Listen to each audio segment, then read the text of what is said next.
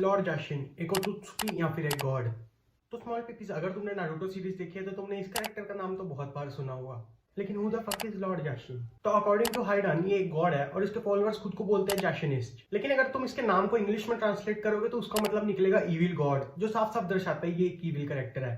लेकिन क्या वो सही में एक गॉड है? तो थ्योरीज के हिसाब से देखा जाए तो वो एक ओत्सुकी है, और ये बात काफी ज्यादा सेंस बनाती है क्योंकि नॉर्मल कैरेक्टर्स के लिए ओत्सुकी गॉड से कम नहीं है, क्योंकि वो उड़ सकते हैं, वो अल्ट्रा स्ट्रॉन्ग है और साथ ही साथ रीजन तो है ही। तो लॉर्ड जाशिन जब पृथ्वी पर आया हो तो ऐसा हो सकता है उसने कुछ लोगों की हेल्प की हो या इवन कुछ लोगों को पावर तक दी हो। तो इस वजह से हो सकता है लोगों ने उसको पूजना शुरू कर दिया हो। लेकिन अगर तुम सोच रहे हो वो पृथ्वी पर कब आया, तो इसका आंसर मिलेगा तुम्हें बोरुतो सीरीज में। तो जैसा तुम इस फोटो में देख रहे हो, पृथ्वी पर टोटल 3 पेयर आए थे ओत्सुकीज के, जिसमें से एक था अपनी कागुया और इशिके का पेयर, दूसरा था किंशिकी और मोमोटिकी का पेयर, और तीसरा हो सकता है अपने लॉर्ड जाशिन और ओत्सुकी गॉड का पेयर। क्योंकि इन सब के अलावा पृथ्वी पर उराशिकी आया था, और उराशिकी तो एक फिलर कैरेक्टर है तो हम उसको नहीं गिनने वाले, और वैसे भी साला एक नल्ला कैरेक्टर था। 2 बच्चों ने, लिटरली 2 ने मिलकर उसको रासेंगन से पेल दिया, तो इसलिए मैं तो उसको ओत्सुकी भी नहीं मानता हूँ। तो इसलिए हम उसकी बात यहाँ पे नहीं करेंगे, लेकिन उस पर एक सेपरेट वीडियो बन सकती है अगर तुम लोग देखना चाहो तो जैसा मैंने तुम सबको बताया, थर्ड पेयर हो सकता है लॉर्ड जाशिन और ओत्सुकी गॉड का। तो इसको जस्टिफाई करने के लिए मैं तुम्हें 2-3 रीजन और देता हूँ। तो पहला रीजन तो काफी सिंपल सा है, हमें अभी तक एनिमे या मांगा में इन दोनों कैरेक्टर्स के अलावा किसी की हिंट नहीं दी, और ना ही मे भी फ्यूचर में देंगे, क्योंकि देनी होती तो अब तक दे चुके होते। क्योंकि हमें पता है किशिमोटो सर कितने अच्छे हैं फोर शेडोइंग करने में। अभी तो उन्हें फिर भी 1 महीना मिलता है मांगा का एक चैप्टर लिखने में।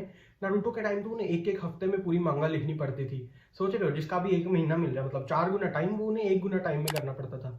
और अब तो इवन उन्हें 2 साल भी हो गया बोरुतो की मांगा लिखते हुए, तो अब तक वो इजीली कोई भी फोर शेडोइंग दे सकते थे अगर उन्हें देनी होती तो इस वजह से हम कंक्लूड कर सकते हैं थर्ड पेयर उन दोनों का ही होगा।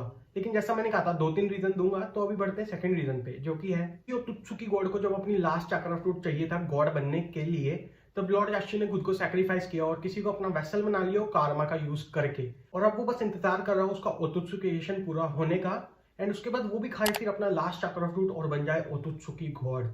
एंड मैं ऐसा इसलिए कह रहा हूँ, अगर वो एक ओत्सुकी गॉड का पार्टनर था उसके गॉड बनने से पहले, तो मोस्ट प्रोबेबली वो भी काफी ज्यादा स्ट्रॉन्ग कैरेक्टर होगा, और उसे भी बस 1 या 2 चक्रा फ्रूट की जरूरत होगी खुद ब खुद एक गॉड बनने के लिए। एंड जैसा मैंने पहले कहा था, लॉर्ड जाशिन हो सकता है अपनी बस ओत्सुकीशन पूरा होने का इंतजार कर रहा हो, और ये बात सही होने के भी काफी ज्यादा चांसेस है, क्योंकि जैसे तुम्हें पता होगा इशिकी को भी हजारों साल लग गए थे एक परफेक्ट वेसल ढूंढने में। हाँ, वो अलग बात है, वो उस परफेक्ट वेसल को यूज तक नहीं कर पाया, लेकिन अमादो जैसा एक जीनियस उसके साथ होने के बावजूद उसे इतना टाइम लग गया। अमादो के साथ साथ भी उसने 20 कुछ साल एक्सपेरिमेंट किए थे लगभग, तब जाके उससे कावाकी एक परफेक्ट वेसल बना था। इसमें कोई बड़ी बात नहीं है कि लॉर्ड जाशिन को उससे थोड़ा ज्यादा टाइम लग जाए, या फिर जैसा मैंने पहले कहा उसकी ओत्सुकीशन अब तक पूरी ना हुई हो, एंड इसलिए भी वो अब तक शायद सामने नहीं आ रहा, क्योंकि वो नहीं चाहता अपनी इनकम्प्लीट वेसल लेके वो जाए किसी से लड़ने और फिर उसका ही पत्ता साफ हो जाए।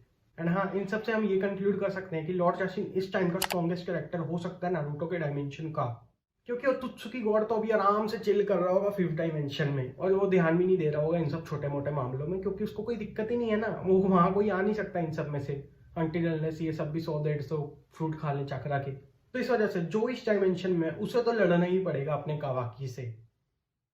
तो स्मॉल बेबीज, बताना आज की थ्योरी कैसी लगी। ये कंप्लीटली मेरी खुद की थ्योरी थी, बाकी तुम्हें ये नेट से कहीं मिल जाए तो कुछ कह नहीं सकते, लेकिन हाँ तुम मुझे जरूर बताना तुम्हें ये थ्योरी कैसी लगी, और मैं अब तुमसे मिलूंगा नेक्स्ट वीडियो में। तब तक के लिए बाय बाय।